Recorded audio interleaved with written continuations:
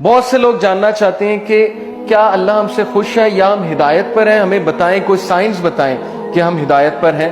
تو انشاءاللہ میں 6 سائنس آپ سے ڈسکس کرتا ہوں۔ سب سے پہلا سائن یہ ہے ہدایت پر ہونے کا کہ آپ اللہ کی طرف سے ہدایت پہ ہیں، کہ آپ ہدایت کی دعا کر رہے ہیں۔ یہ پہلا سائن ہے کہ اللہ آپ سے پلیزڈ ہے اور آپ ہدایت پر ہیں، کیونکہ جو انسان دعا ہی نہیں کر رہا وہ دوسروں کو کہتا ہے میرے لیے ہدایت کی دعا کرو، میرے لیے ہدایت کی دعا کرو، لیکن خود اس نے کبھی نہیں کی، خود اس نے کبھی ہاتھ نہیں اٹھائے، تو آپ کا کیا خیال ہے اسے ہدایت آ جائے گی؟ الا یہ کہ اللہ تعالیٰ کو بہت بڑا احسان اس پہ کر دیں، کوئی بہت ہی اس کی بات انہیں پسند آ جائے، ادروائز بہت مشکل ہے۔ تو سب سے پہلا سائن یہ کہ یو آسک اللہ فار ہدایہ یور سیلف، اور اس کے لیے دعا ہے، اور وہ دعا کیا ہے؟ ربنا لا تزغ قلوبنا بعد اذ ہدیتنا وہب لنا من لدنک رحمہ انک انت الوہاب۔ سورہ Al Imran chapter number 3 verse number 8 کہ ہمارے رب ہمارے دل کو مت پھیریو جبکہ تو ہمیں اسٹریٹ پاتھ پر لے آیا، ہدایت پر لے آیا، ہمیں استقامت دیجیے، اور ہم تجھی سے مانگتے ہیں بے شک تو ہی بانٹنے والا ہے، تو ہی اپنی رحمت دینے والا ہے، انک انت الوہاب، بے شک تو ہی سب کچھ بانٹنے والا، دینے والا ہے۔ تو یہ دعا استقامت کے لیے اور ہدایت مانگنے کے لیے بہت امپورٹنٹ ہے۔ جب بھی آپ دعا کی قبولیت کے اوقات ہیں نا، جیسے رین آفٹر رین، یا سفر کے دوران، یا اذان اور اقامت کے دوران، تو اس دوران اس دعا کو ضرور اپنی لسٹ میں شامل کر لیں۔ بہت جامع دعا ہے کہ اللہ مجھے کبھی بھی میرے دل کو پھیریو نہ، کیونکہ مقلب القلوب اللہ ہے، اللہ کی 2 انگلیوں کے درمیان انسانوں کے دل ہیں، اور اللہ چاہے تو دلوں کو پھیر دے، اور جب دل پھر جاتے ہیں تو پھر نیکی نیکی نہیں لگتی، بدی بدی نہیں لگتی، اور پھر دل کی کنڈیشن بہت عجیب ہو جاتی۔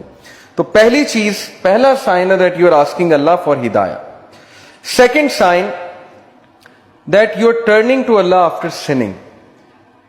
انسان کے ہدایت پہ ہونے کی نشانی یہ ہے کہ وہ گناہ کرنے کے بعد اکڑتا نہیں ہے، بلکہ اللہ کی طرف رجوع کرتا ہے، اللہ کی طرف بھاگتا ہے۔ جیسے اللہ نے کہا نا فَفِرُّوا إِلَى اللَّهِ، کہ بھاگو اپنے رب کی طرف، سارے کے سارے۔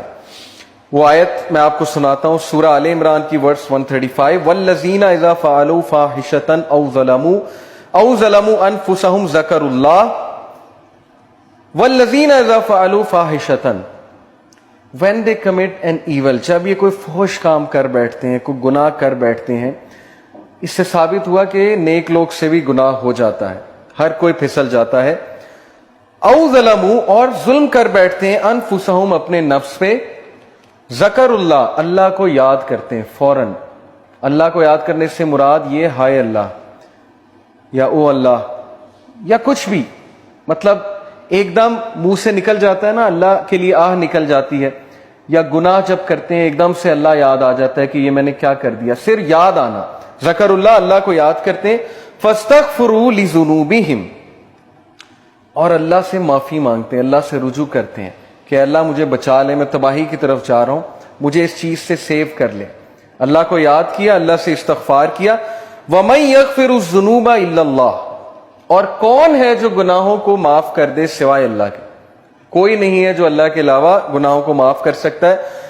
وَلَمْ يُصِرُّوا عَلَى مَا فَعَلُوا وَهُمْ يَعْلَمُونَ، اور کون ہے جو اللہ کے علاوہ گناہوں کو معاف کر دے، اور پھر کہا کہ یہ گناہ کرنے کے بعد پرسسٹ نہیں کرتے، اس سے توبہ کرتے ہیں اور پوری کوشش کرتے ہیں کہ اس طرف واپس نہیں پلٹیں گے۔